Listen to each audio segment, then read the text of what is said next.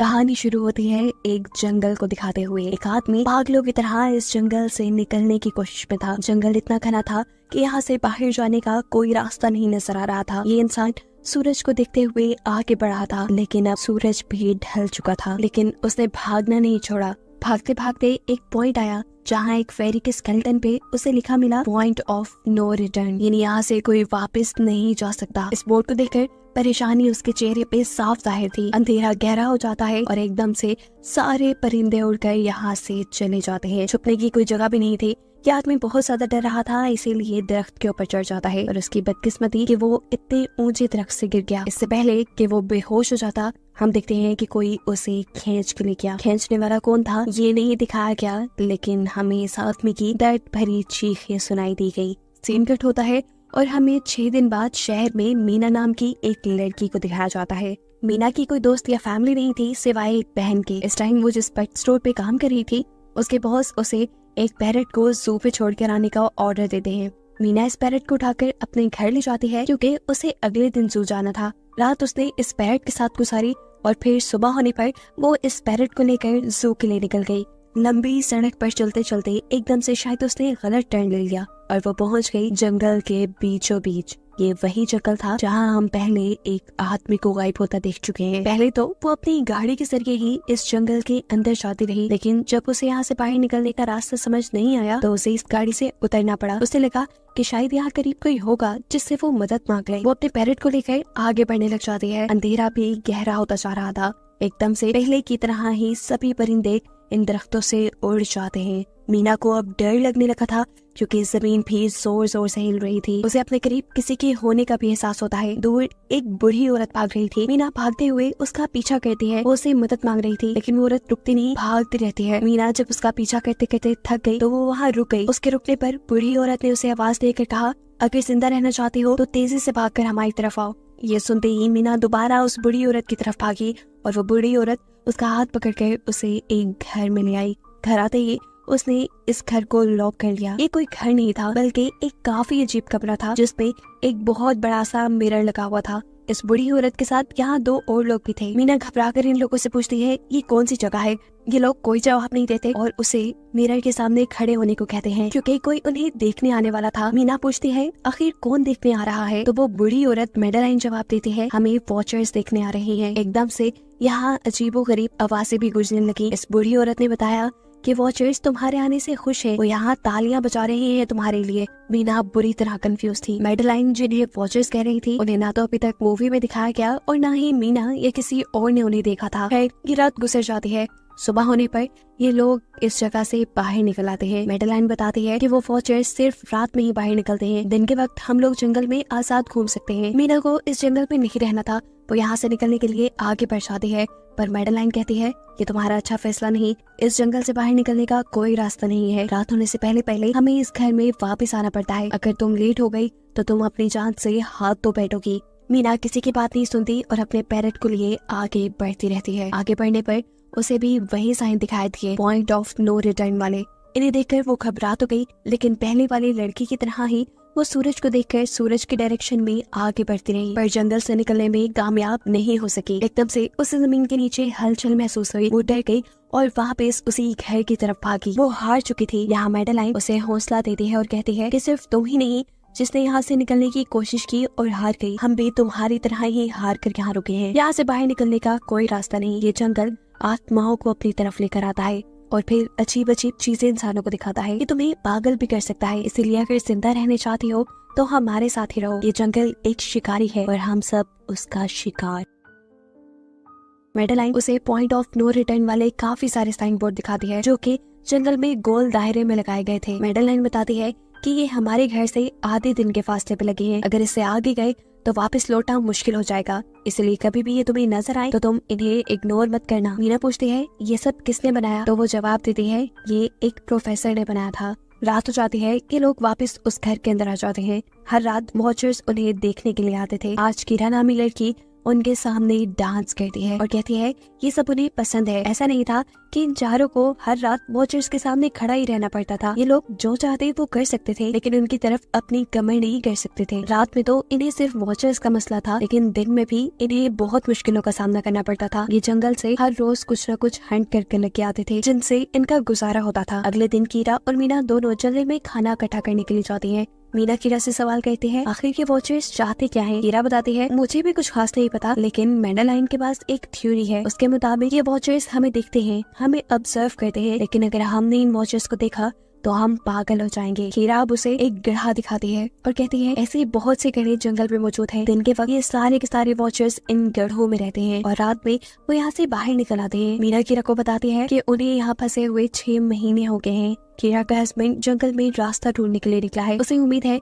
कि वो जरूर रास्ता ढूंढ कर वापस आएगा और वो लोग यहाँ से बाहर निकल पाएंगे। हमें मालूम होता है कि असल में कीरा का हस्बैंड वही आदमी था जिसे हमने मूवी के स्टार्ट पे देखा, जिसे को यहाँ से ले गया। अपने घर के करीब वापस आने पर मैडेलाइन मीना को 3 रूल समझाती है यहाँ पर जिंदा रहने के। सबसे पहला कि वो रात के वक्त अपने घर का दरवाजा नहीं खोलेगी। दूसरा कि रात में वो आईने की तरफ अपनी कमर नहीं करेगी। और तीसरा ये कि दिन के वक्त वो उन गढ़ों के पास नहीं जाएगी और जितना हो सके रोशनी में रहेगी। अब इस रात मीना उन वॉचर्स के बारे में जानना चाहती थी, इसीलिए वो मिरर के साथ कान लगाकर आवाजें सुनने की कोशिश करती है। जब उसे कुछ सुनाई नहीं देता तो वो मिरर की तरफ अपनी कमर कर लेती है और ऐसा करने पर उन वॉचर्स को गुस्सा आ चुका था।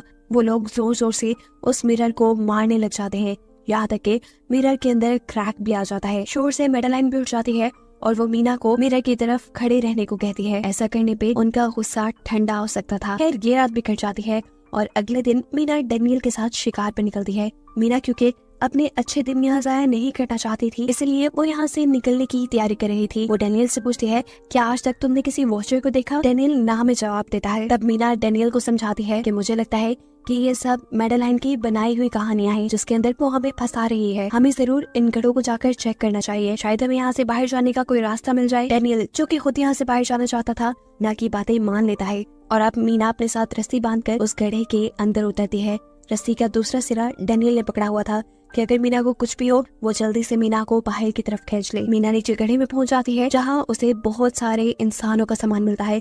मीना इस सामान को इकट्ठा कर लेते हैं, जरूर वो जंगल में फंसे हुए इंसानों का ही सामान होगा। रस्ते के सहारे मीना और डैनियल उस सामान को बाहर ले आते हैं और इससे पहले कि मीना उस गड्ढे से बाहर निकलती, उसे गड्ढे के अंदर किसी की उंगलियां दिखाई देती हैं। वो ठीक से तो नहीं देख पाई कि ये क्या चीज थी, लेकिन वो डर गई। ये लोग उस सारे सामान को लेकर अपने सेफ हाउस में आ गए, जहाँ मैडेलाइन ने उससे पूछा ये सामान तुम्हें कहाँ से मिला? ये लोग झूठ बोल देते हैं कि ये सामान उन्हें जंगल से मिला है। मैडेलाइन को इस जंगल में रहते हुए बहुत अरसा गुजर चुका था। वो जानती थी कि ऐसा सामान उसे जंगल से नहीं बल्कि गड्ढे से मिला होगा। वो मीना से पूछती रह जाती है बताओ तुमने गड्ढे के अंदर क्या देखा, लेकिन मीना उसे कुछ नहीं बताती। अब इन लोगों को गड्ढे से एक कैमरा भी मिला था। इस कैमरा को सीसीटीवी कैमरा बनाकर डैनियल और मीना इस घर के बाहर लगा देते हैं ताकि ये लोग भी वॉचर्स को देख पाएं। मैडेलाइन उनको समझाती रह जाती है ये तुम गलत कर रही हो, लेकिन ये दोनों उसकी एक नहीं सुनते। आज ये लोग वॉचर्स के इंतजार में बैठे थे ताकि इन्हें वो देख पाएं। अभी तक वॉचर्स नहीं आए थे, लेकिन आज इनके साथ कुछ अजीब होता है। उनका दरवाजा खटखटाया जाता है। ये लोग कैमरे से देखते हैं तो वहाँ उन्हें इंसानी टांगे दिखाई दे रही थी। बाहर जो कोई भी था वो कीरा के हस्बैंड की आवाज में बात कर रहा था। कीरा को लगा कि जरूर उसका हस्बैंड यहाँ से बाहर निकलने का रास्ता ढूंढ आया है। वो जल्दी से उठकर के दरवाजा खोलने के लिए जाती है, लेकिन मैडेलाइन उसे रोक देती है और कहती है तुम ये दरवाजा नहीं खोल सकती, मैं जानती हूँ भाई तुम्हारे हस्बैंड नहीं है। कीरा को मैडेलाइन की बातों पे यकीन नहीं था, इसीलिए मैडेलाइन कहती है तुम इसका इम्तिहान ले लो, तुम मुझसे कोई ऐसी बात पूछो जिसके बारे में सिर्फ तुम या तुम्हारा हस्बैंड जानता हो। कीरा बाहर खड़े हुए इंसान से एक किताब के बारे में सवाल करती है जिसके बारे में उसे पता होना चाहिए था, लेकिन जब बाहर खड़ा हुआ इंसान कोई जवाब नहीं देता तो ये समझ जाते हैं कि ये वॉचर ही है। ये जब दरवाजा नहीं खोलते तो वॉचर इनके बाहर लगाए हुए कैमरा को तोड़ देता है।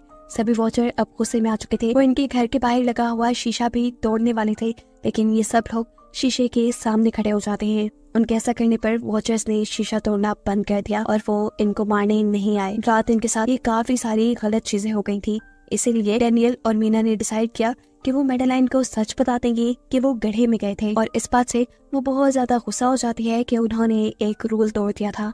मैडेलाइन उस गड्ढे से लाया हुआ सारा सामान उठाकर वापस उसी गड्ढे में फेंक देती है और अब ना चाहते हुए मीना भी यही रहने वाली थी। वक्त गुजरता गया, मौसम भी बदल गया। सर्दियाँ आ गई थी, लेकिन अभी तक ये लोग यही फंसे थे। मीना हर रोज यहाँ से बाहर निकलने वाले रास्ते की तलाश में जाती थी, लेकिन उसे कोई रास्ता नहीं मिलता था। उसने एक नक्शा भी बनाया था। उसे यकीन था कि कभी तो वो ये नक्शा पूरा कर ही लेगी। सर्दियों की वजह से इन्हें खाना भी ठीक से नहीं मिल रहा था और खाना ना मिलने की वजह से इनकी दिमागी हालत खराब होती जा रही थी। और इसी सब में मैडेलिन और डैनियल का झगड़ा हो जाता है। उसे में वो मैडेलिन के साथ साथ मीना को भी बाहर ही छोड़ के कीरा को सेफ हाउस में ले जाकर लॉक कर देता है। अंधेरा भी होने वाला था। मैडेलिन और मीना बहुत दरवाजा खटखटाती है। डैनियल की मिन्नतें करती है कि प्लीज ये दरवाजा खोल दो, लेकिन वो दरवाजा नहीं खोलता। फिर अंधेरा भी हो गया और मजबूरन इन्हें अपनी जान बचाने के लिए एक घने दरख्त के नीचे खड़ा होना पड़ा। अब तो इन्हें वॉचर्स के आने की आहटें भी सुनाई दे रही थी। इस टाइम मीना और मैडेलिन के साथ हम ऑडियंस को भी इन वॉचर्स की एक झलक दिखाई जाती है। ये लोग लंबे लंबे, पतले और खतरनाक थे। अपने गढ़ों से निकलकर ये सब इंसानों को देखने के लिए इस सेफ रूम तक पहुंचते हैं। और जब ये लोग देखते हैं कि मीना और मैडेलिन वहाँ नहीं है, तो उनको खाने के लिए ये लोग जंगल में उन्हें ढूंढने लग जाते हैं। और इन क्रिएचर्स के दूर जाते ही मीना और मैडेलिन को मौका मिल जाता है दोबारा अपने सेफ हाउस तक आने का। इस मर्तबा वो जोर जोर से दरवाजा खटखटाते हैं और आखिर डैनियल उनके लिए दरवाजा खोल ही देता है। ये लोग घबराए हुए थे क्योंकि इन लोगों ने अब वो क्रिएचर देख ली थी।